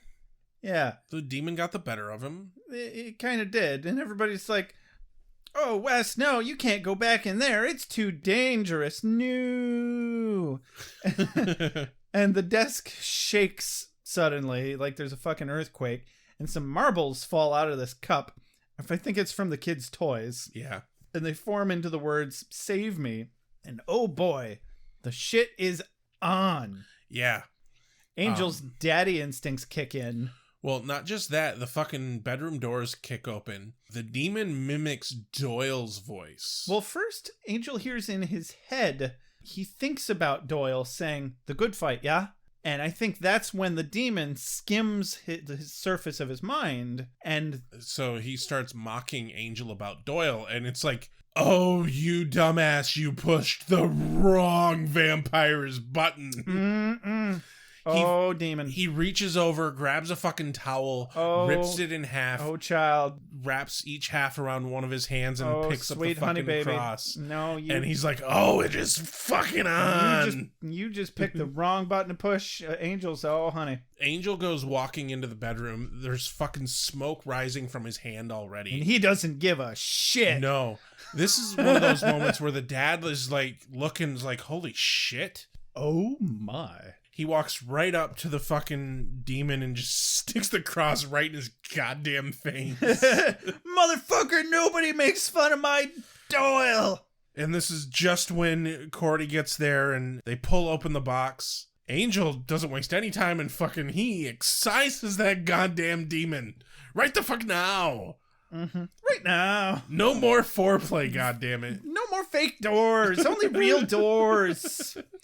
Did you say what the demon said in Doyle's voice? No. He said, guess who's here, Angel? He's talking to me right now. Doyle wants to ask why you couldn't protect him. And that was the one. That was you just made it personal. You just signed your own fucking death warrant, kid. You pushed the wrong button on the wrong vampire's day. So he's saying all the Latin, handily translated by Wesley in the background. Thanks. You know what he did, Josh? I might have an idea of what he did, Rex. He opened that asshole. Did he step inside? He did. Did he close the door behind him? Oh, yes. Yes! I didn't see any Snickers wrappers. It's like fucking... They're there. It's like fucking Halloween. Fucking there. It's like fucking Halloween up in this bitch. This is amazing. It's like Christmas early. Only it's Halloween. Yeah. Again. Exactly. And there's no Christmas. We've replaced Christmas with an early second Halloween. I'm so behind that idea. So Angel excises the demon. It goes flying towards the box and just fucking shatters the damn thing. So he finishes up the Latin, handily translated by Wesley in the background. Yep. Snickers bars, blah. So then he vamps out and goes, now get the hell out! And, yeah. The demon does just that. He's do like, it. You know what? I think you have something there, and I'm going to go ahead and leave. I'm just going to go. Who? Oh, I'm just going to go. The demon's like, I understand when I am bettered. Goodness, look at the time. Oh, me, oh my. Good God. But yeah, he smashes right through the fucking box. The demon does as he flies into the box. Yeah. Yeah, when you need an Ethros demon box, a Shorshak box will not do. No. That is really the takeaway from this episode. I think the problem was that Rick might have been right, that it might have been a little too short around the shoulder, or a little too tight around the shoulders, and just tore it right open. That must have been it. Yeah. You got to get your demon's measurements first. It really do. It's just some of them are too long the one way, but not really. They don't really fill out in the other. That's the problem with shopping off the rack. Right. You just can't do it. You got to get most those people. custom tailored coffin boxes. I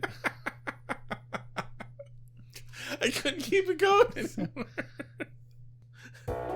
Judging by your uncomfortableness, I would say you're either about to ask me out on a date or you need a favor.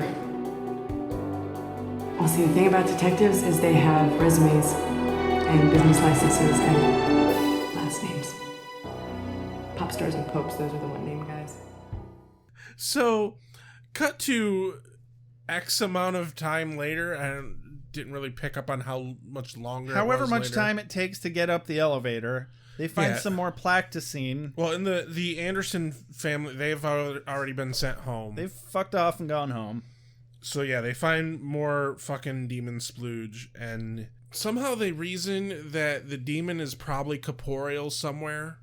And because Angel knows way more always than what he really should, he knows that the demon is going to be found in some sea caves. Yeah, it's a fucking leap. Like, everything that they know at this point should tell them that the demon has repossessed somebody else in the building, most likely. Yeah. Or really close by. But instead, he's like, No, it's more likely that he needs to recharge now, and he'll probably be returning to primordial volcanic basalts or sea caves. Cordy's like, well, why didn't he just say that? And I'm like, well, because that doesn't fucking sound as cool, Cordelia. No, not remotely. Sheesh. Cut to some sea caves. Yeah. Oh, look, yellow goo. Well, we found him. Oh, boy. Good thing he was in the first fucking cave we happened to look in. Right. How many sea caves are there along the coast of fucking L.A.? I don't know about the coast of L.A., but Northern California? Well, yeah, I meant California. Sorry, not just L.A. But, like, Northern California has a lot. Well, I guess it makes sense that the demon would have picked the closest one. Right. So maybe they also picked the closest one. Yeah, you start there and you start branching out. Yeah. I feel like this is only happening because they just felt like ending with, and then they exorcised the demon, and everything was just fine. It would have been too predictable and thin of a plot, and they would have been right. Well, on the way to the sea caves, I think they must have stopped off at the Plot Hole Emporium! Hey, want to rip off an old 70s plot that's sure to be a crowd pleaser, but realized how unoriginal you were being? Need a last second, please don't sue us scene. Plot Hole Emporium has you covered! Just make sure your problem is all but solved, then send your heroes on a wild goose chase. Then make sure they find that pesky needle in a haystack straight away. It's the perfect hole for the plot that has everything. Or nothing, we don't really care. So, after stopping off at the Plot Hole Emporium, we get a nice little moment with Angel and Wesley. Because Wesley's like, you know about what the demon said. And Angel's like, he says, and this is one of my quotes of the day, he says, I know you're not planning to kill me, Wesley, but you're willing to. And that's good. Now, come on. Right? And that was kind of exactly the vibe I got earlier. Yeah. When it came up. Angel gave him that look like, dude, it's just the demon talking. I'm not worried about it. Well, and I like that it kind of shows here that Angel's not a fucking dumbass. He knows that he's a possible fucking bomb. Yeah. He knows that anything could fucking happen and his soul could be gone. And then it's good to have people around that you can trust that you know can diffuse you. Absolutely. And him and Cordy already bonded over this several episodes ago. She's like, oh, I'll kill you dead. He's like, oh, thank God. Because he's worried that he's going to turn back into Angelus. No matter how effectively he staves off that fear, it's always going to be bubbling under the surface. And you know what? I can greatly fucking relate to that attitude. Right? It's important. Good call. So, this Ethros demon saunters right up to them in the cave. Hey guys, how's it going? What's up? up? We did that whole exercise thing, and that was good. Let's hang out. Hey, sorry, I didn't mean to possess the kid. It was an accident. Yeah, you want to play some Scrabble? So, and they're like, well, you failed this time. You didn't get that boy's soul. And he's like, what soul? What soul? And the tale following was chilling. Yeah. This demon was in fact terrified of this small boy and was trapped inside of him. It's fucked up. I got a snippet of what he says. I didn't write his whole fucking spiel down, but snippet's fine. That boy's mind was the blackest hell I've ever known. For somebody who's from hell, you listen. Yeah. You fucking listen. And Angel and Wesley do. Because it seems like, they would probably be like, well, you're a demon and you're lying. I'm sure the boy's fine. Right. But no, they're like, you're serious and we believe you. We see the fear in your eyes, and that is telling. Yeah. So we're gonna kill you, and then we're gonna move on. And it turns out, the marble message was the demon crying for help. Right. What a twist! I like the fact that it's revealed here that all the shit over the last 3 years that has happened, that has been like the dark cloud following the family around, hasn't been the demon at all. He's been trapped in the boy, unable to fucking act in any way, shape, or form, and it wasn't till the fucking powder came into the picture that it manifested the demon and gave him some modicum of control. Yeah, which is fucked up. We didn't really get any hint that the kid was a psychopath before this. Like, it's a really good, well done twist for once, and I fucking loved it. It was fairly well done. The real kicker, though, is the fact that the demon specifically says, I only was able to get any amount of control when the boy was asleep, and I tried to fucking kill him. Oh, right. And so the first moment that Angel was introduced to the boy was when the demon had control of him and was purposely making him walk into fucking traffic. Right. And the demon says, I know you bring death, and I welcome it. And Angel's like, okay. Yeah. Ching! And just whacks him on the head with the axe, and we cut back over to suburbia hell. Yeah, where Ryan's a little upset that his sister got 9 marshmallows in her hot chocolate, and he only had 7. Yeah. Well, apparently they're gonna have to write some letters to Nestle Chocolate, and that's the only way it's gonna be resolved. You can't just go fucking get some more marshmallows, Mom. Right? Yeah, seriously. He just got done being possessed by a demon. Give him all the fucking marshmallows he wants. And she's like, well, it's almost bedtime. It's late. I'm like, bitch! Right? Did you see what he just went through? He can stay up as late as he wants. But also, I'm like, wait, if the kid's just a psychopath, what are they going to do? And he's sitting there with this dead look on his face, staring at his sister. He does this dead look really well. Oh, God, yeah. It's chilling. And it's like one of the reasons why I think there's so many fucking good movies out there where there's these terrifying children is because children are such bad actors that the only thing they can do is that dead emotionless thing. Right. And yeah, he does it really well. He really does. So cut to later when everybody's asleep, or the parents are anyway. Yeah, well, and the girl. And the not girl. the boy. Not He's Ryan. not asleep. No. He wanders in and he steals his dad's cigarettes off the nightstand. No, just the matchbook. Just the Okay, I could have sworn he took the whole cigarette pack. Just the matchbook. Whatever. And he douses his little sister's room in gasoline. Well, but first he blocks off his parents' door with a doorstop. A doorstop. Then douses his sister's room in gasoline. Luckily for her, he did not douse her in gasoline. Yeah. He wanted to see the fear in her eyes first. Yeah, apparently. He doesn't know what emotion is like, so he has to watch other people experience it. Now, if only he had gotten an adopted father who had taught him that he should release his violent urges on bad guys. And then the problem would have fixed itself. He could have been Dexter. Yeah. Yeah. Huh. Or maybe this is part of Dexter's missing origin story. Ooh. Mm-hmm. No, so he sets the bedroom on fire. Yeah. Yeah. Like maybe he's adopted, and because we know that Dexter starts off in that shipping cargo container sitting in his mother's blood for like a full day or something. Anyway, so Angel breaks in through the window, saves Stephanie. Can I just say that the amount of fucking guts it would have to take for a vampire to be like, there's a burning building, I'm gonna jump into it. It's fire. Yeah, he's a vampire. It's one of the few things that can actually kill him. And fast too. Like, he goes up like a goddamn flash paper, for fuck's sake. They've shown vampires catch fire in this fucking show. Okay. I mean, I guess if direct sunlight will take care of them, then I would imagine fire would be pretty quick too. You're right.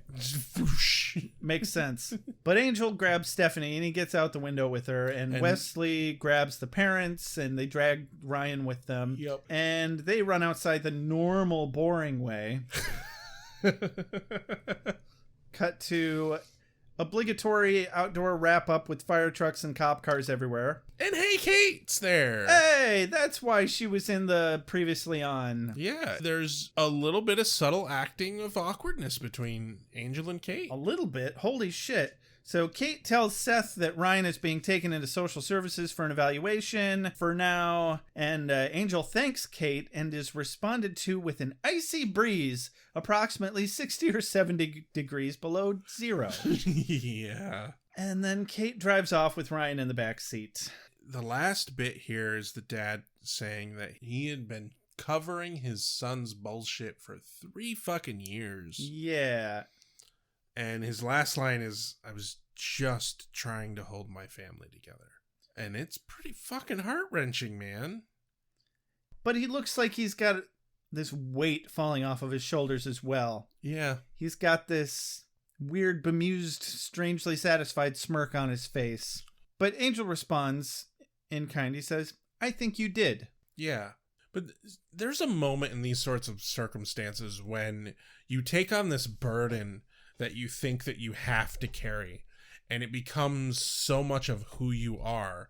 And then it's not till the moment that that burden is gone that you realize you didn't have to carry it. It's a kind of relief that is so unlike any other kind of relief possible. Right. And it's fucking portrayed excellently here. It really is. So Wesley and Cordy are over watching from the sidewalk next to the Angel Mobile. Seth walks back over to his family, and then we get a slow crane shot out as Seth walks back to his wife and daughter, and Angel stoically saunters brutally off of the property. Gerarg. Gerarg. Is this from me? I must be ready. I need my strength. Give me more! Nights I shall walk in the earth. Hold on. You've got something in your eye. How'd you feel about this episode? Pretty solid meh. Yeah. It was very somber. It had some really good moments. A couple. And not particularly exciting. Like, it was pretty predictable. As soon as we could tell that it was an Exorcist ripoff, it was so predictable. Yeah. And then the twists that they put in really felt like they were there for the sake of being twists. I decided I wanted to pull up some background on this episode. And the whole reason this episode exists is because Joss thought it would be a really good idea to have a situation where kids possessed by the demon, but after they get rid of the demon, it turns out, no, the kid's way more evil than that. And that was the whole reason this episode existed. I like the concept. Not sure how I feel about the execution. Yeah. The pacing in this episode was atrocious. It was. It really was. It was, oh my God, so many false starts and false endings. I said 3 or 4 false climaxes. Yeah. I started to think I was much further through the episode than I was at about the 20-minute mark. I was like, man, I'm really burning through this one. Nope. Oh, there was a lot of that. I was like, how the hell are they going to fill another 20 minutes? What is going on? When they first get to Angel's apartment with the boy, you're like, oh, it's time for some exorcism. And then you're like, oh no, they have to go get the priest. And then they get back. And then you're like, oh, it's time for the exorcism. And then it's like, oh no, they have to go get a box. Yeah. Oh, yeah. Oh it's no, a fucking episode of Fetch Quest. Oh Holy no, shit. Wesley got stabbed in the neck. Gotta stop now. It's a episode of Fetch Quest. Yeah, you're right. It was filler. Yeah. There was, however, a little bit of good background on Wesley. He's already starting to round out more as a character. They did round out more of his relationship with Angel. They, I think, really needed to have kind of a situation that Wesley really had to be the one to step up to fix it. Mm-hmm. It really bothers me that they didn't let Wesley finish it out. Right. That it ended up being Angel who was like, fuck off, I have to do everything. I did like that he legitimately had to put himself in real physical harm to be able to fix this problem. Because most of the time, he's not really that in danger. Yeah. But yeah, overall, meh. Last episode was more entertaining. The last episode was fairly decent.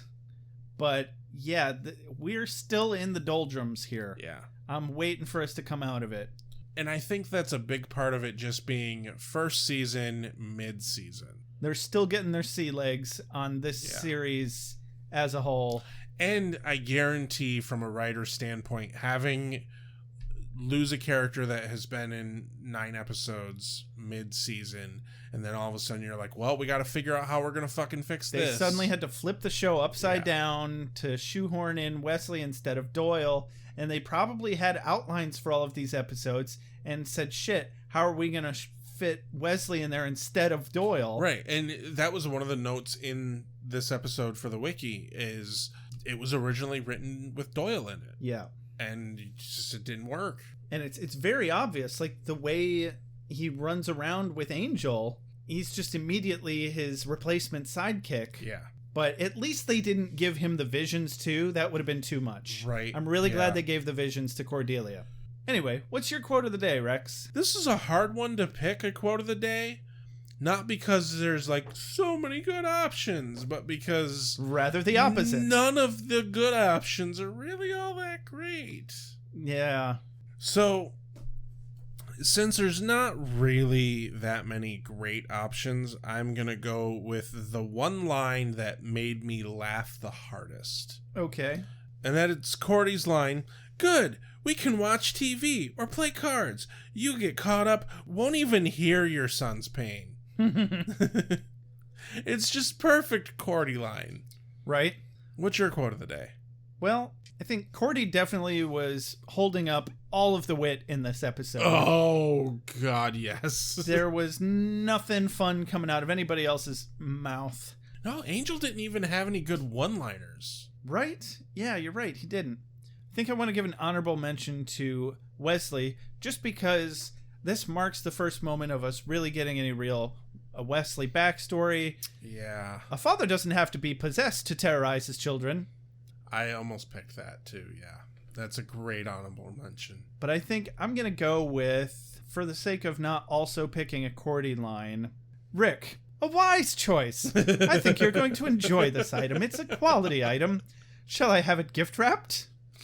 I love it when anytime there is a fucking random ass side character that we've never seen before, but they're given such a good bit that it's like, oh, we might pick this guy for something. Right? I hope we see more of Rick. I really do. Feel like we don't, but I would like to. But also, like, Rick's Magic and stuff.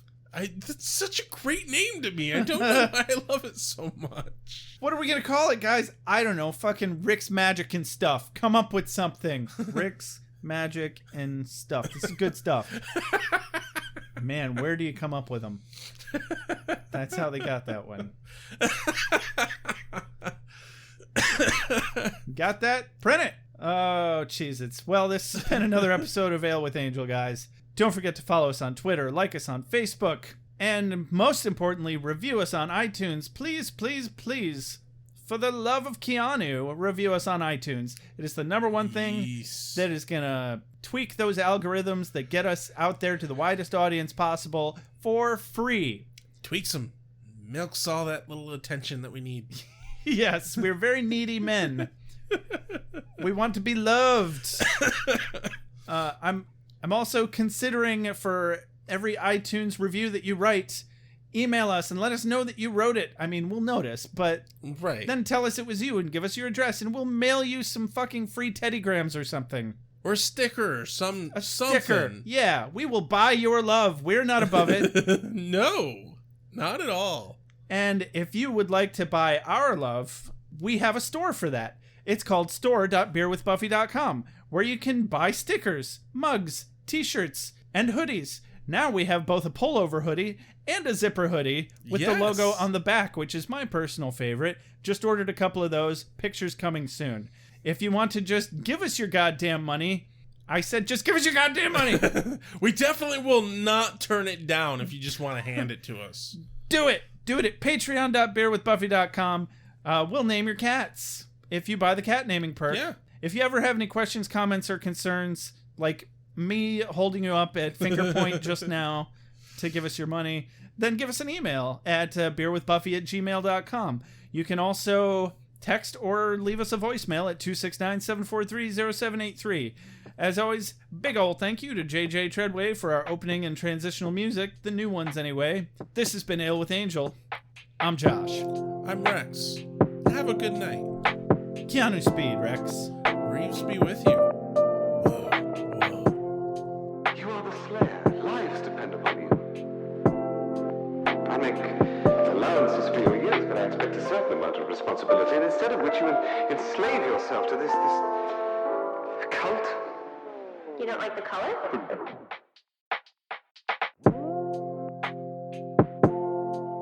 You have a sacred birthright. You were chosen to destroy vampires, not to wave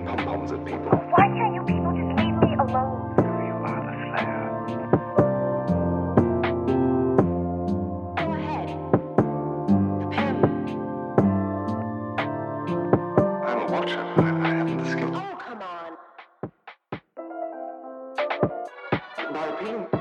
By appealing to your common sense. Werewolves, incubi, succubi, everything you've ever dreaded was under your bed, but told yourself couldn't be by the light of day. One girl in all the world. Common sense. One girl in all the world.